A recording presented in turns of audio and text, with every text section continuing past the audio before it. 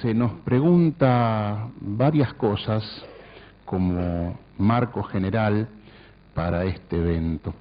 Y esas preguntas están resumidas en 7 interrogantes y debo confesar que me hicieron pensar bastante, porque se puede decir varias cosas sobre cada respuesta o se puede buscar hacer hincapié en algún aspecto especial.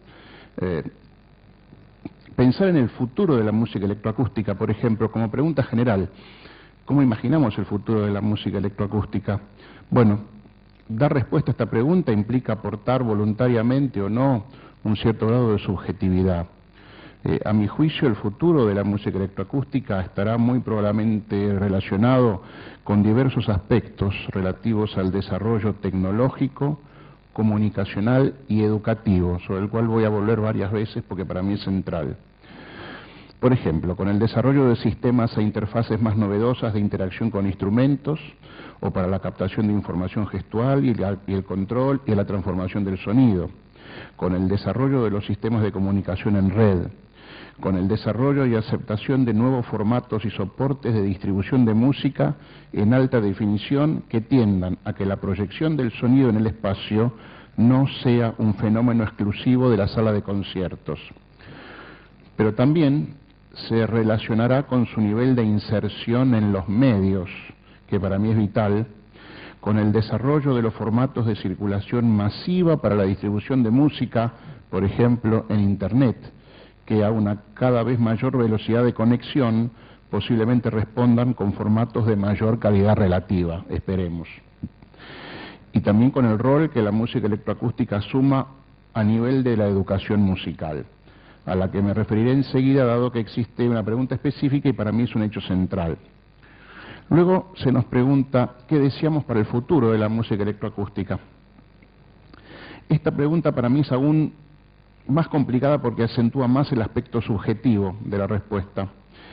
En mi caso deseo que la multiplicidad de soluciones tecnológicas en desarrollo y futuras no se transformen en un fin en sí mismas, sino que sirvan como una afirmación del rol del discurso en la composición electroacústica. Dicho en otras palabras, una herramienta más desarrollada para ser más eficiente debe permitirnos pensar qué hacer con ella y no solo abarcar nuestro tiempo para aprender a manejarla.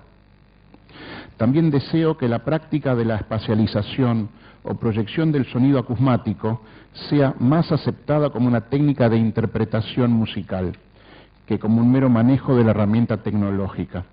Y en líneas generales, que los instrumentistas aporten cada vez en mayor medida su curiosidad y su entusiasmo por incorporar obras mixtas e interactivas a su repertorio, lo que sin duda sería un estímulo importante para los compositores.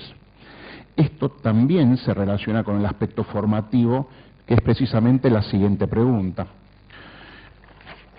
¿Qué rol juega la educación musical en todo esto? Bueno, a mi modo de ver, el rol de la educación musical es fundamental. Influye en múltiples aspectos y muy posiblemente sea uno de los mayores desafíos a enfrentar en el futuro. La construcción y afirmación de una presencia y de una permanencia estará relacionada con la formación de los músicos, y la educación musical tiene mucho que decir al respecto. Sucede que en cada periodo de la historia, la evolución de la música ha estado fuertemente relacionada a la evolución de la cultura en general y, por supuesto, también ha estado relacionada con la evolución tecnológica de cada periodo. El sonido de cada época ha guardado una relación estrecha con los generadores sonoros de ese segmento histórico. La evolución tecnológica de cada época ha sido decisiva entonces en el sonido de esa época. La segunda revolución industrial, con la inclusión de la electrónica y la informática en todos los niveles, impulsó el diseño de los instrumentos electrónicos y de nuevas soluciones informáticas, tal como ha ocurrido siempre. A partir de la segunda mitad del siglo XX, el sonido de la época ha estado indisolublemente ligado a esto. Pero ¿por qué tenemos tanto debate entonces?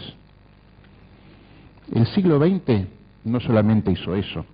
incorporó también el sonido grabado y los medios masivos de comunicación, y con ello se introdujo el conocimiento y la apreciación de la música del pasado.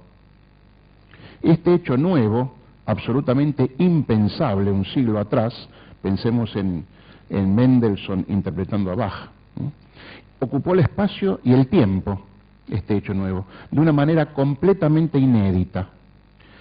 La educación musical ha debido enfrentar entonces un muy duro reto ante este cambio tan drástico de la forma de pensar en la música. Podríamos decir hoy que es proporcionalmente mayor la formación en el arte sonoro del pasado que en los nuevos medios del presente. De pronto, el futuro instrumentista recorre un camino formativo mucho más cercano a este criterio que a relacionarse con el sonido de su tiempo. Tiene que hacer repertorio, aparte de conocer su instrumento, y el repertorio está formado en gran parte por la historia y no solo por el presente. ¿Qué tiempo puede haber entonces para pensar el futuro por parte de los intérpretes? ¿Y qué pasa con los futuros compositores? Bueno, estudian muy detalladamente las fórmulas del pasado y dedican proporcionalmente menos tiempo a la música de su propio tiempo. La estructuración de carreras vinculadas a la música electroacústica es un punto a analizar, y en la mesa ya se ha tratado el tema, y por supuesto en la Argentina no es una excepción a lo que pasa en otras latitudes. Las tradicionales carreras musicales en los conservatorios han mostrado más resistencia a adecuarse a los tiempos. En cambio, diversas universidades, comenzando por la carrera en la Universidad del Litoral, que mencionó Francisco Krefeld, y que por supuesto ha sido un puntapié inicial importantísimo, han introducido carreras innovadoras, no solamente la de composición en música electroacústica. Las universidades argentinas introdujeron nuevas carreras donde los medios electroacústicos están incluidas y que han compensado esta carencia, con lo cual coexisten dos propuestas muy diferentes. Estas cuestiones proyectadas hacia el futuro marcan lo que a mi juicio son los principales elementos a considerar por parte de la educación musical en relación a la música electroacústica. Con respecto a si la herencia recibida es estimulante o limitadora de nuestra imaginación, creo que la experiencia electroacústica ha sido sin dudas extraordinaria. El legado de los pioneros es muy grande, y así como Pierre Schaeffer tomó las ideas de Russolo, los seguidores de Schaeffer consolidaron un espacio de estilos muy diversos y fueron un punto de referencia para el desarrollo de otros en diversas latitudes. Deseo mencionar expresamente que en América Latina ya existe más de medio siglo de tradición electroacústica. Esto tal vez no sea tan conocido en otras latitudes. La música electroacústica en nuestra región comenzó a desarrollarse muy poco tiempo después de los comienzos de la Escuela de la Música Concreta. Francisco Krefeld hizo un detalle histórico muy interesante de cómo sucedió esto en Argentina. La experiencia es por lo tanto global y la herencia recibida tiene un enorme valor.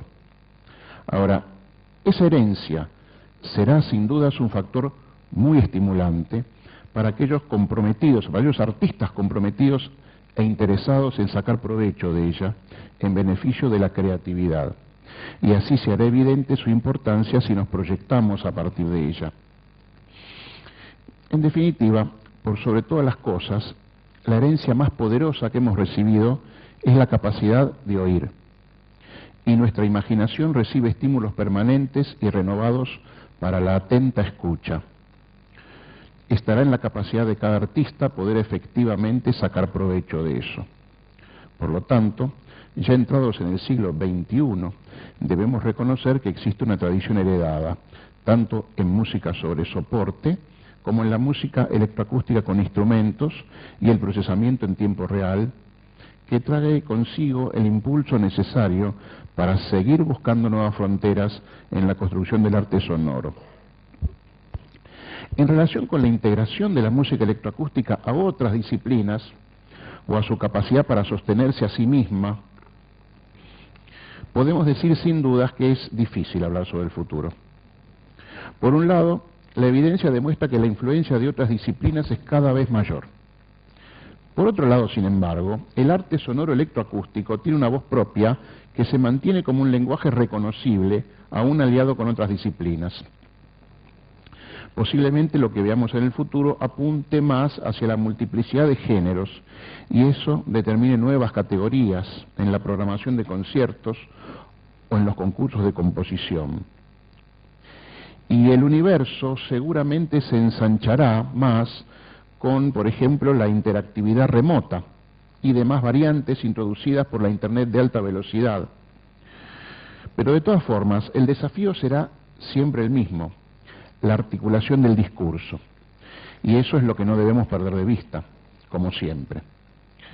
Con respecto a si estaremos o no condicionados por el desarrollo tecnológico, yo creo que mi respuesta es afirmativa.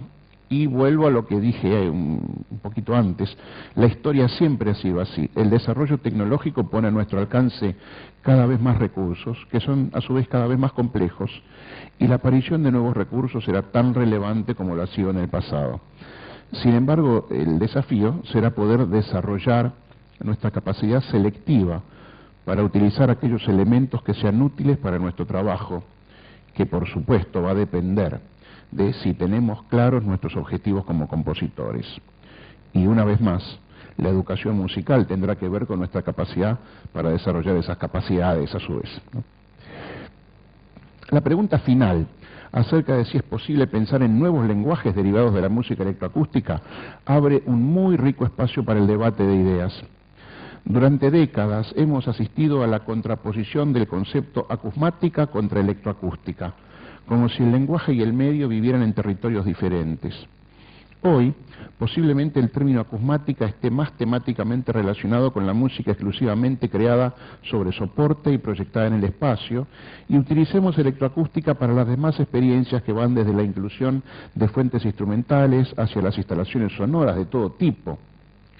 Y existe la denominación general ya aceptada de arte sonoro para todas las experiencias de raíz electroacústica. Sin embargo, y aquí quiero referirme a lo que dijo Gabriel Valverde, la construcción de un lenguaje es un proceso complejo que requiere más que definiciones terminológicas y posiblemente aún nos encontremos en las fases de formación del lenguaje musical electroacústico. Bueno, hasta aquí mi punto de vista.